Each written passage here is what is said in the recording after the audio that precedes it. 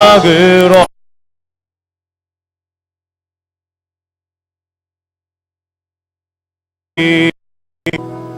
감사합니다. 오늘도 주께서 우리에게 귀하고 복된 날 주시며 오늘도 하나님께 예배하고 찬양할 수 있는 건강과 모든 것을 주심을 감사합니다. 이 청년 때에 더욱더 하나님을 사랑하며 오늘 하나님이 우리 인생의 전부인 것을 고백할 수 있는 저희들 되게 하여 주옵소서. 오늘도 주 앞에 예물 바칩니다. 하나님께서 기뻐 받으시고 하나님의 한량없는 복과 은혜 가운데 살아갈 수 있게끔 저희에게 이 복을 부어 주시옵소서. 이 시간 주의 말씀을 듣습니다. 이 말씀 우리에게 은혜가 되게 하시고 오늘 우리에게 들려주시는 성령님의 음성이 되어서 이 말씀을 붙들고 이 세상을 이겨나갈 수 있는 저희들 되게 하여 주옵소서. 예수님 이름으로 기도하옵나이다. 아멘. 이용복 맹인 가수가 있습니다. 아마 여러분 세대는 잘 모를 거예요. 지금 저게 맹인인데요. 어떻게 보면 옛날 우리 그 박지현이하고 좀 많이 닮았죠? 우리 지 형제하고 좀 닮았어요. 선글라스 낀 모습 똑같아 보이는데 이마 까지고 한 부분이 똑같아요. 이 한때 굉장히 유명했던 가수입니다. 이용복 맹인 가수인데요. 이분이 그 불렀던 노래 중에 어머니 왜 나를 낳으셨나요? 하는 곡이 있습니다. 제가 이게 뭐 그렇게 썩 좋아하진 않는데 굉장히 이 미국의 이 그 당시에 히트치던 팝송의 이 곡목에다가 이제 가사만 붙인 건데요.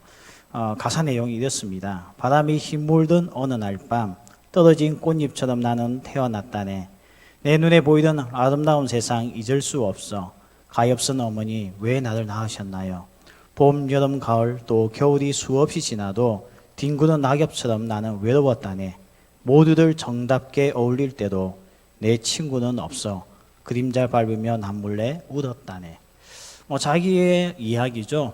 맹인으로 태어나서 주변 사람들로부터 소외당하고 주변에 친구도 없고 아주 외로운 인생을 청년 때부터 어릴 때부터 살아오다 보니 공명을 어머니 왜 나를 낳으셨나요? 이런 노래를 부르면서 불렸던 가수입니다.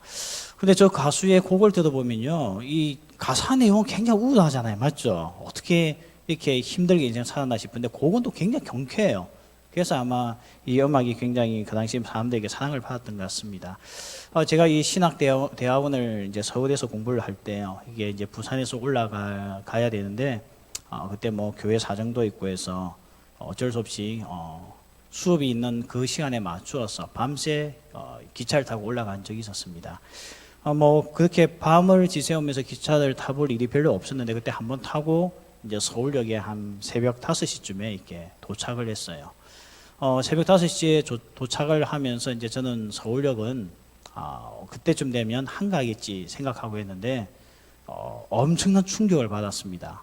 서울역 대합실에 앉아있을 자리가 없을 만큼 저도 이렇게 버스를 타려고 하면 첫 버스가 움직이는 시간대가 있잖아요. 그러면 어쩔 수 없이 30분을 더 기다려야 되는데 뭐 거기서 뭐 그냥 앉아서 책도 좀 읽고 이렇게 있지 하는 마음에 서울역에 이제 대합실로 갔는데 앉을 자리가 없는 거예요. 심지어 의자 밑에 아니 그 밑에 바닥에도 앉을 곳이 없을 만큼 그 당시에 너무나 많은 노숙자들이 신문지를 깔고 라면 박스를 깔고 서울역에 자고 있었습니다. 그때가 이제 IMF가 터졌을 그 시점이다 보니까요.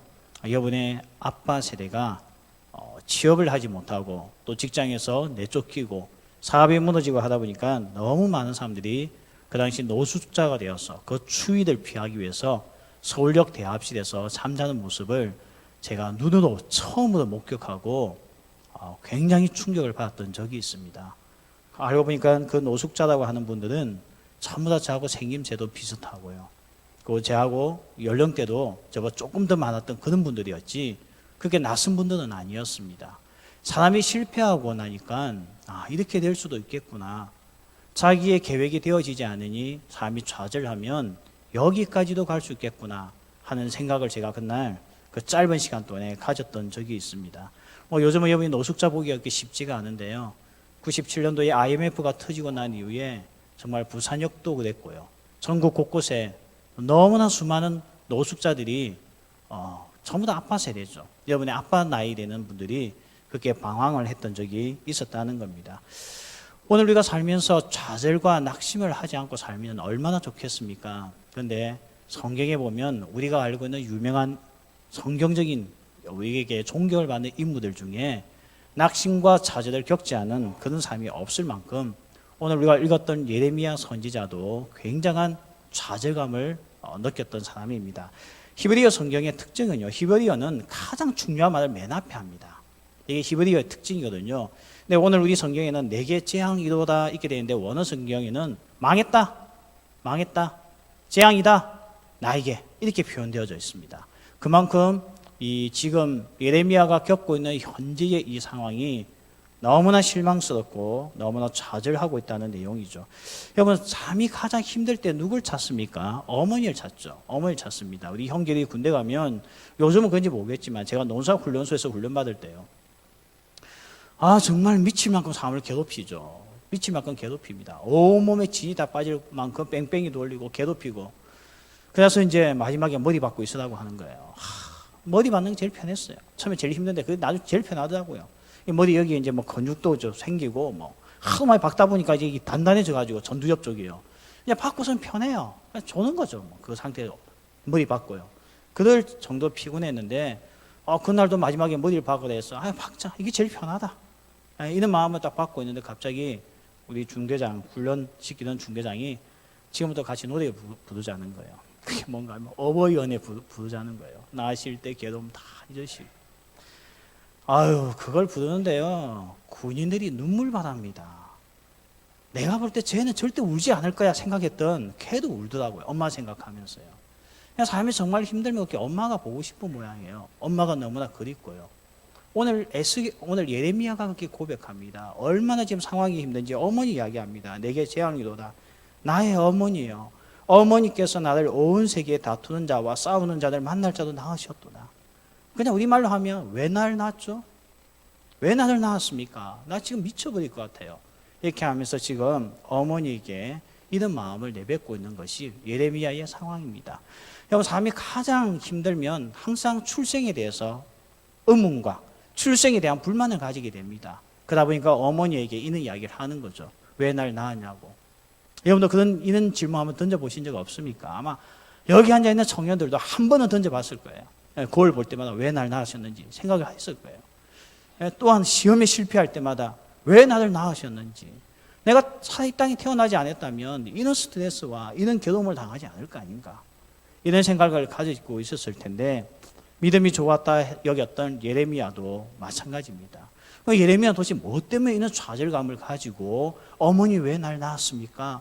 내게는 재앙이다, 왜 이렇게 이야기하고 있는지 오늘 우리가 본문의 배경을 이해할 필요가 있습니다. 예레미야는 20살 때 선지자가 되었던 사람입니다. 그러니까 패기가 얼마나 넘쳤겠어요. 젊은 애들에게 뭘 맡기면요, 처음에 하는 사람은 패기가 넘칩니다. 오늘 여러분도 주부에 보시면 우리 회장들 한마디에 이 다짐들이 나오죠. 자세히 읽어보면 거기에 의욕이 있는 사람들이 있어요. 그분들 찍으면 돼요. 그냥 심플하게 열심히 할게요. 이 사람은 별로 의욕이 없더라고요. 말이 길수록 의욕이 있다. 말이 길수록요. 사람들이 뭔가를 처음에 하면 이게 의욕이 넘치는 거예요. 특히 젊은 애에게는 의욕이 넘치죠. 그래서 안 해본 일을 시키면 정말 열심히 합니다. 청년들이요.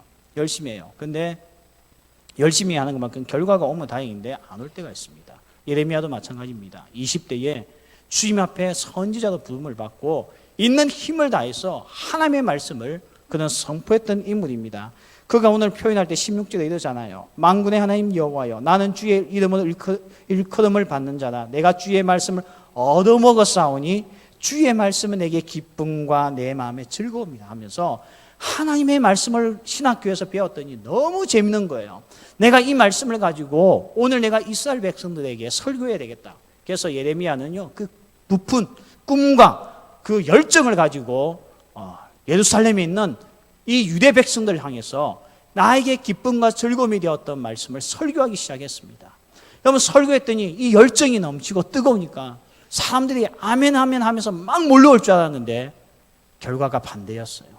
그가 설교를 하는 횟수만큼 사람들이 점점 빠져나가고 떠나기 시작하더니 오늘 본문에 나왔지, 결국은 자기 혼자 홀로 고독한 시간을 보낼 수밖에 없는 정말 인생에 있어서 실패자의 삶을 살고 있던 사람이 예레미야입니다. 저도 20대에 처음으로 교회에서 전도사로서 일을 했죠. 저도 의욕 장난 아니었습니다. 내가 맡는 부서는 다 부흥할 것 같았어요. 내가 마음만 먹으면 부산에 있는 모든 아이들 다 끌어올 것 같았어요. 해보니까 변수가 한두 가지가 아닙니다. 그래서 나중에 어떻게 됩니까? 사람이 지치는 거예요. 아이고 안 되구나. 이게 내 의욕하고 틀리구나. 그때서야 삶의 마음이 낮아지기 시작하면서 겸손해지기 시작하더라는 겁니다. 예레미야도 20대에 이 패기와 열정을 가지고 덤볐다가 결국 혼자만 남은 거예요.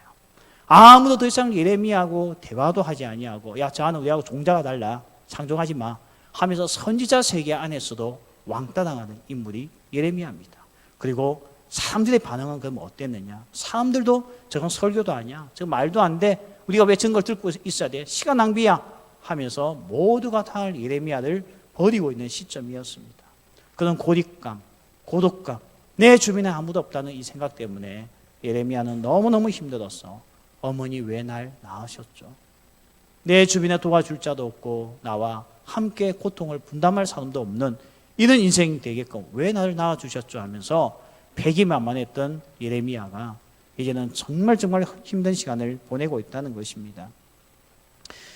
오늘 우리가 읽었던 본문은요, A, B, A-, B- 무슨 말이냐면 A는 예레미야가 한마디 하면 하나님께서 B, 듣고 한 말씀 하세요.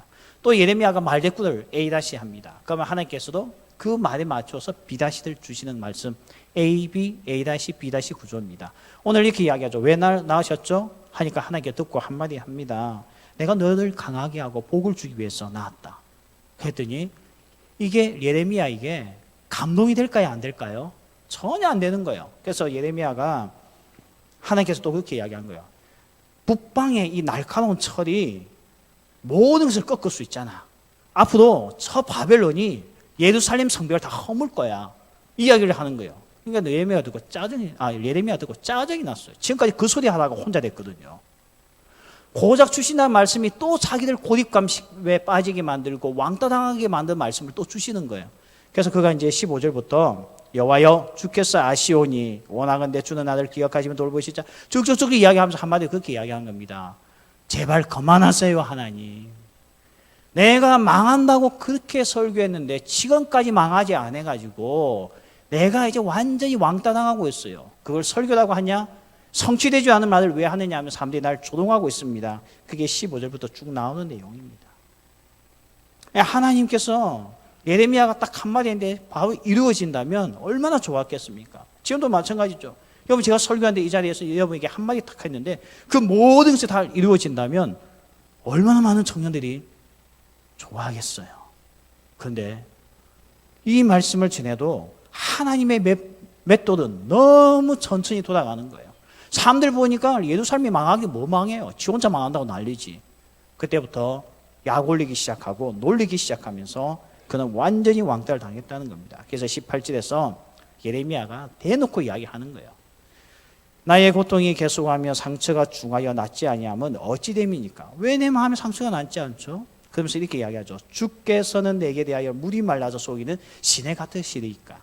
자, 이게 우리 한글 성경이에요. 근데 원어 성경에 보면 이렇게 됐어요. 주께서는 흐르다가 마르고 마르다가도 흐르는 여름철의 시냇물 같습니다.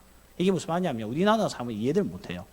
이 팔레스틴 지역에는 비가 오면요, 우리가 알고 있는 그런 빗물이 흘러가는, 물이 늘 흘러가는 계곡이 있는 게 아닙니다. 평소에는 아무것도 없다가 비가 확 쏟아지면 그 순간에 갑자기 시내가 되는 거예요. 그러다가 조만간에 그 시내가 또 없어져요. 그러니까 하나님이 어떤 존재냐면 물이 있어서 가보면 없고 또 물이 있을까 가보면 없고, 분명히 멀리서 볼 때는 물이 있었는데 비가 왔으니까 현장에 가보면 없고, 하나님이 완전히 쏘기는 사람 같다는 그런 이야기를 하고 있다는 겁니다. 그냥 쉽게 말하면 하나님 나 당신에게 쏘았어요. 당신의 말씀대로 살면 잘 산다고 했다가 달려왔는데 이게 뭐예요? 완전히 왕따당하고 버림당하고 이제는 심지어 내 어머니까지도 날 왜 낳았는지 이해가 되지 않아요. 그러면서 하나님을 속이는 자로서 이야기하고 있는 말씀이 오늘 예레미야가 던지고 있는 질문입니다. 우리는 살면서 이 정도까지 고통은 없죠. 근데 예레미야는 너무너무 힘들었습니다. 그래서 하나님 앞에 이런 이야기를 하고 있는 거예요. 그랬더니 하나님의 반응이 어떻습니까? 그게 오늘 19절부터 나와 있죠. 하나님께서 이렇게 말씀합니다. 여호와께서 이와 같이 말씀하시되 내가 만일 돌아오면 내가 너를 다시 이끌어 내 앞에 세울 것이다. 회개하고 돌아오라는 거에 쓸데없는 소리 하지 말고 헛된 것을 버리고 귀한 것을 말하라. 헛된 게 뭐냐면 쓸데없는 불평과 원망과 이런 거 하지 말라는 거예요. 그거 해봤자 너에게 도움될 거 하나도 없다는 거예요. 그냥 다시 내게 돌아오라는 거예요. 하나님께 오라는 거예요. 난 선지자 안 할 거예요. 나 이제 아무것도 안 할 거예요. 그런 쓸데없는 소리 하지 말고 다시 내 앞에 서라는 거예요. 하나님 앞에 서면 내가 너에게 그 헛된 것을 말하지 아니하고 너가 이제부터 오늘 여기 말씀에 나와 있듯이 귀한 거, 그리스도의 복음, 생명, 이 복음을 말하면 이제부터 내가 너의 입이 되어 줄 것이니 제발 불평하고 원망하는 말 집어치우라는 겁니다. 그러니까 오늘 우리 인생 가운데 힘든 순간이 왜 없겠습니까? 저도 있어요. 나도 왜 내가 이렇게 하다가 목사가 되었나 힘들 때 그런 마음이 들 때가 있습니다. 하나님께서 그런 말 중단하라는 거예요. 그런 쓸데없는 소리 하지 말라는 겁니다. 왜 내가 이런 가정에 태어나게 되었느냐, 그런 쓸데없는 말 하지 말라는 거예요. 그런 말은 해봤자 달라질 거 하나도 없다는 겁니다. 변화되는 거 하나도 없다는 겁니다. 여러분 정말 불평하고 원망했더니 회사가 바뀌던가요? 불평하고 원망했더니 내 주변의 사람들이 다 바뀌던가요? 불평하고 원망했더니 우리 가정의 분위기가 바뀌던가요?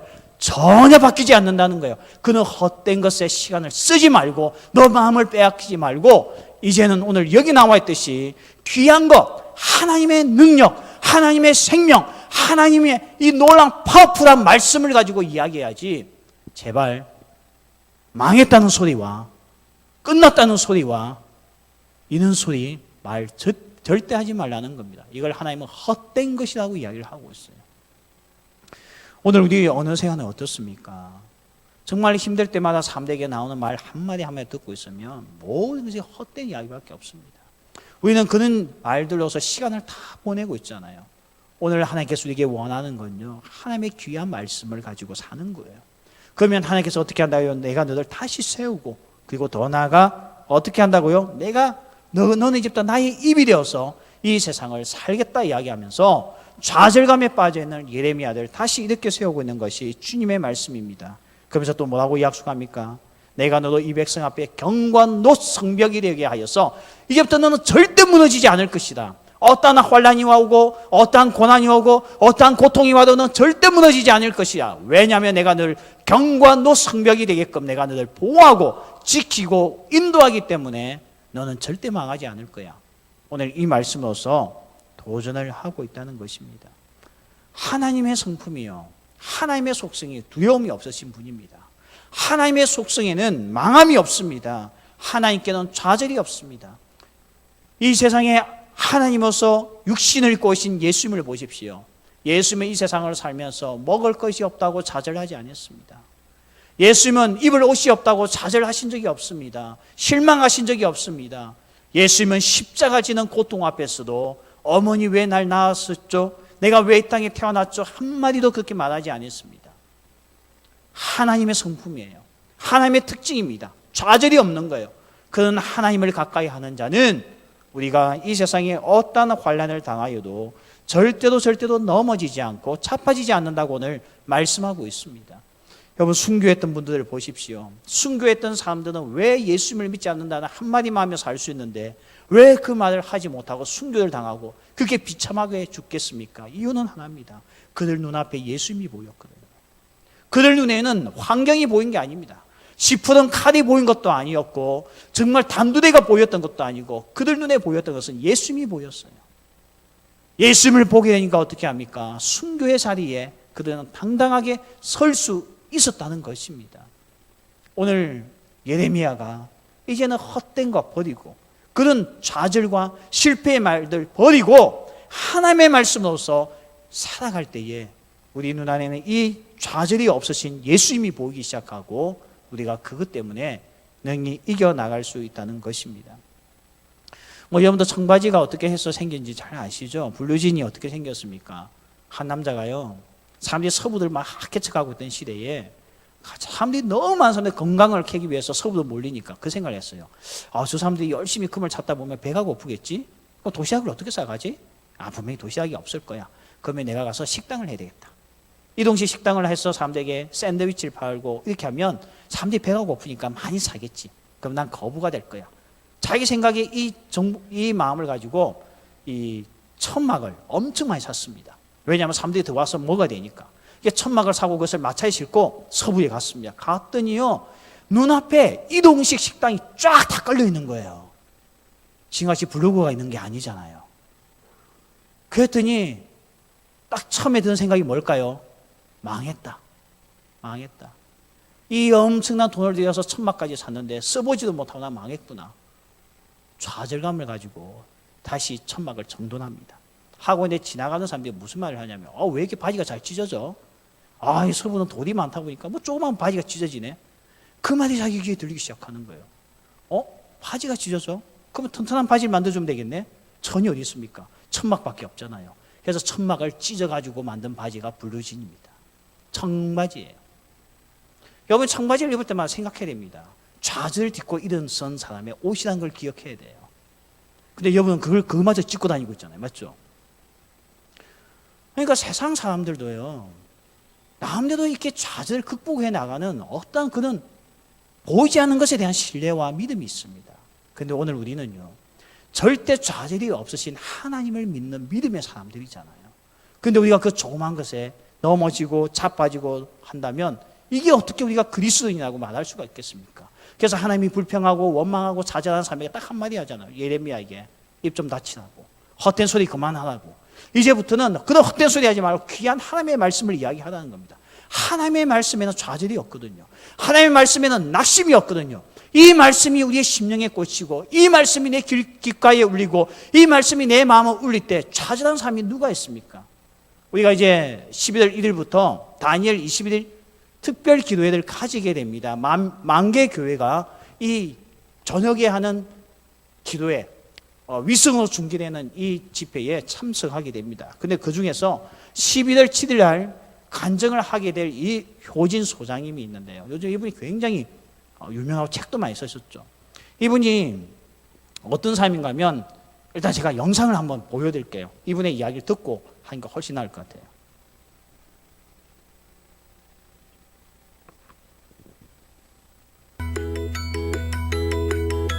집 구조가 문을 열면 바로 연탄 아궁이가 있었어요. 워낙 시골이라.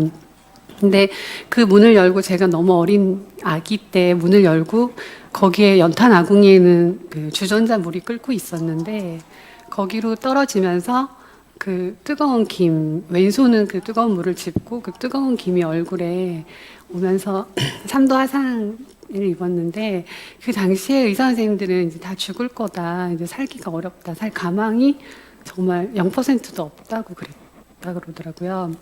그래서 저희 부모님은 이제 그냥 죽음을 맞이하라. 그래서 일주일 동안 이제 거의 방치됐었죠. 이제 숨이 곧 떨어질 거니까. 근데 의사 선생님이 오진이었을 수도 있고, 그럼 제가 지금 돌이켜 봤을 때는 하나님이 살리셨다고 생각하는데요. 근데 그 당시에 저는 이제 살아났고, 불행한 것은 그 일주일간의 초기 치료가 굉장히 중요한데 어떤 치료도 받지 않았기 때문에 흉터가 너무 심하게 됐다는 것이 너무 불행했었던 거고. 자, 제가 입을 다 들려드리지 않아요. 그냥 전날 내가 욕먹을 거 아니에요. 다 들어봤다고요. 18개월 때에 연탄 아궁이에 몸이 떨어졌어요. 놀다가요. 그래서 얼굴에 화상을 입었죠. 그 뜨거운 주전자 물이 튕기면서. 그래서 왼쪽 팔과 얼굴 전체가 3도 화상을 입으면서 사실 여자에게는 치명적인 일을 18개월에 당하게 됩니다. 근데 아까 본인이 이야기했듯이 그 일주일간이 굉장히 중요한데 죽을 거라고 의사가 이야기했기 때문에 방치해뒀던 이게 더 치명적인 일이 되어서 흉터가 더 많이 잡히게 되는 거예요. 그래서 이제 뭐 그런 가운데 힘들게 자라면서 학교도 가게 되었죠. 학교를 갔더니, 초등학교 갔더니 애들이 파충류라고 놀리기 시작하는 거예요. 이상하게 생겼으니까.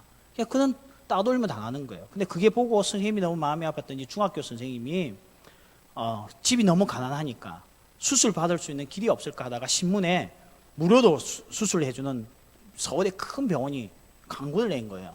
그래서 우리 그 효진 소장을 그 당시 소개해가지고 공짜로 무료로서 이렇게 수술 받게 됩니다. 근데 하고 나서 얼굴이 더 엉망이 돼요. 알고 보니까 서울의 큰 병원이 실험용으로 한 거예요. 그래서 돈을 받지 않고 했는데 얼굴을 망가뜨려 놓게 됩니다. 뭐 그 이후부터 그 당했을 좌절감, 가난 때문에 내가 무료로 수술받고 이 꼴이 되었다는 것이 더 화가 나고 견딜 수 없는 성호 가운데 인생을 살게 됩니다. 그러다가 이제 혼자 생각했죠. 공부를 잘하자. 한국은 그래도 공부를 잘하면 잘 산다더라. 그래서 열심히 공부해서 숙명여대를 들어가게 됩니다. 뭐 숙명여대면 그래도 명문대학이잖아요. 여대치고는요. 근데 오히려 숙명여대 가서 더 마음의 열등감을 가지게 돼요. 갔더니 그 예쁜 여자들이 전부 다 결혼을 꿈꾸고 사회에서 인정받는 것을 꿈꾸고 취업을 꿈꾸는데 자기는 취업도 할 수 없고 결혼도 할 수 없는 얼굴. 자꾸만 그들과 함께 있으면 더 비교되어지는 자기의 그 열등감을 견디지 못하고 어느 날 수면제 백아들 여러 군데 약국에서 구해서 먹고 죽기 위해서 먹고 잤어요. 자살 시도했는데 이게 죽지가 않은 거예요. 동생이 그걸 알고 급히 이야기해서 병원에 가서 위세척을 다 해서 죽지를 못한 거예요. 그러니까 더 고통스러운 거죠. 현실은 너무나 막막하고 취업의 길은 열리지 않을 것 같고 결혼은 꿈도 꿀 수 없고요. 그렇게 하고 있는 중에 또 다가온 아픔이 뭔가 하면 그렇게 자기를 사랑해주고 아껴줬던 어머니가 교통사고 죽게 됩니다. 갑자기 어느 날로. 그 전화를 받고 이제 완전히 인생이 다 무너진 거죠. 근데 그때 어머니가 돌아가시기 전에 늘 했던 말이 뭔가 하면 너가 교회를 다닌다면 달라질 텐데 너가 내가 믿는 예수님을 믿으면 달라질 텐데 이 자매는 교회를 안 다녔거든요. 그래서 그 돌아가시는 어머니, 교통사고 돌아가시는 어머니의 그 소원을 한번 이루어준다는 마음에 교회 갔다가 하나님의 말씀, 헛된 말이 아닌 헛된 것을 버리고 이제는 드디어 귀한 것을 말하시는 하나님의 음성을 듣게 됩니다. 그러면서 그의 삶이 회복되면서 자기 자신에게 미스 헤븐이라는 별명을 붙여주게 돼요. 비록 내가 이 세상에서는 괴물 같은 얼굴이고 이렇게 못난 얼굴이지만 하나님께서는 자기를 향해서 너는 하늘에서는 미스 헤븐이야. 그 말에 나름대로 의미를 두고 결국 이 사람은 자기가 가지고 있는 또 다른 은사가 하나 있었는데 대학원을 들어가서 건축을 배우게 됩니다. 그래서 이제 건축 설계소 사무소에 열었는데 그게 예인 건축 연구소라고 하는 것을 만들게 돼요. 이게 얼마나 잘 됐던지요. 뭐 삼성물산 그리고 뭐 코롱건설, 현대건설 이런 데 설계도를 넣는 회사가 됐어요. 엄청난 하나님께서 복을 주셨죠.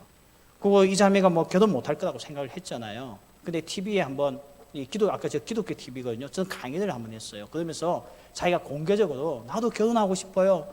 나도 정말 미스터 헤븐을 만나고 싶어요.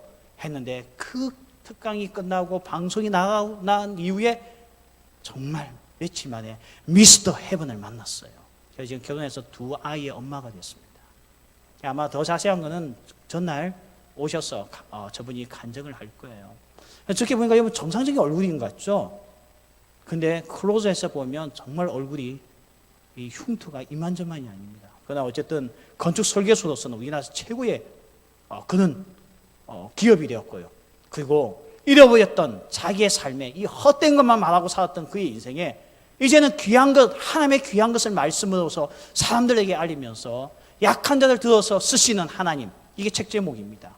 그 책 제목으로서 많은 사람들에게 책으로서 자기의 삶을 나누고 있고 또 TV에도 자주 나와요.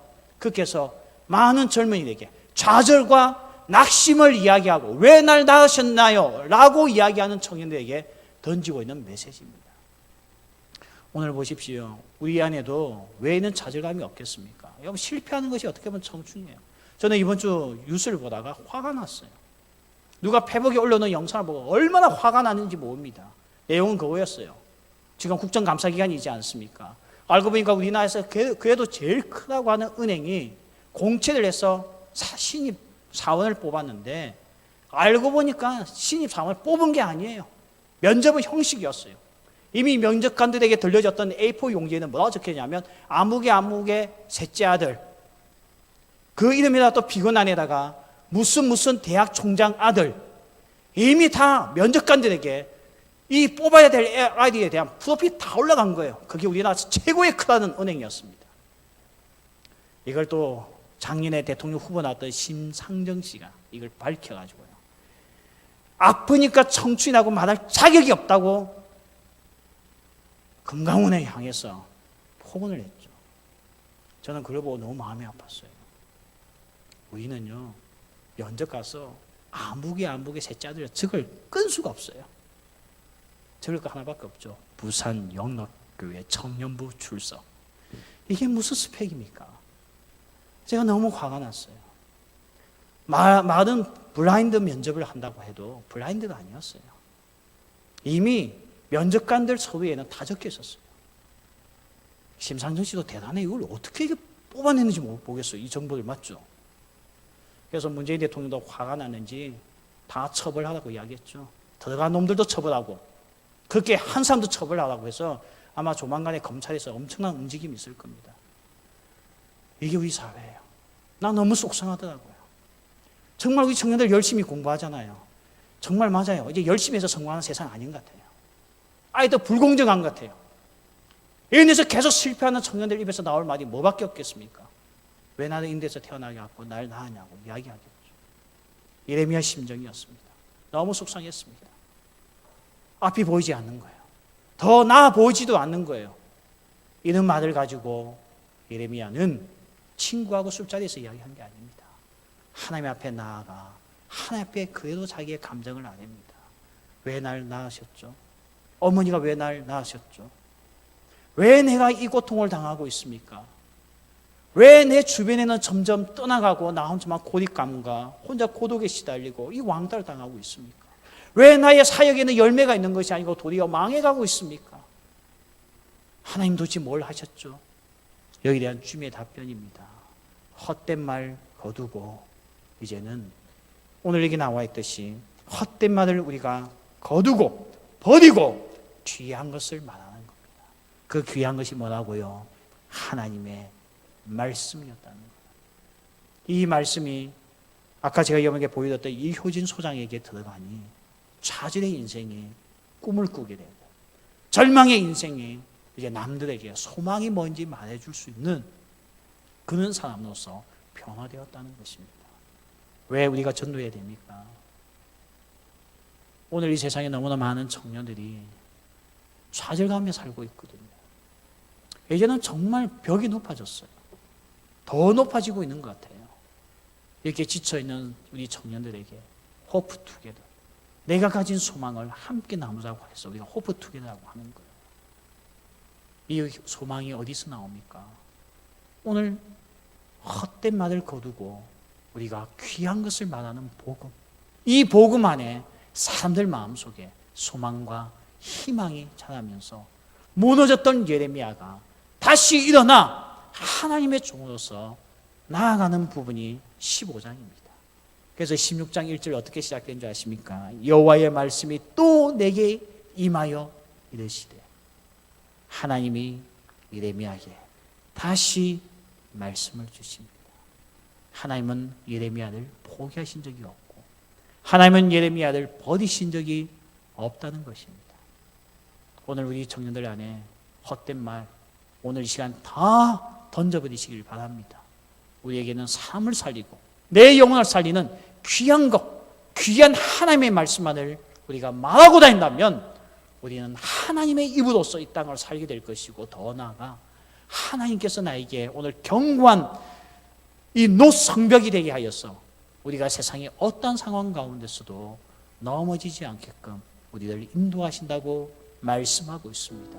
저는 오늘 우리 모든 청년들이 오늘 주님 때문에, 하나님의 말씀 때문에, 이 예수님 때문에 우리가 견고한 노성벽이 되어서 우리가 이 세상을 돌파해 나갈 수 있는, 어떤 장애물이 와도 돌파해 나갈 수 있는 그런 정말 패기가 넘치는 이 시대의 청년들로서 살아가길 소원합니다. 그리고 또한 나만 돌파하는 것이 아니라 오늘도 이 세상의 좌절과 방황 가운데 있는 우리 친구들에게도 소망 되신 예수님을 소개하면서 우리가 함께 희망을 가지자, 희망을 함께 가지자 말할 수 있는 우리 그런 청년들 되기를 소원합니다.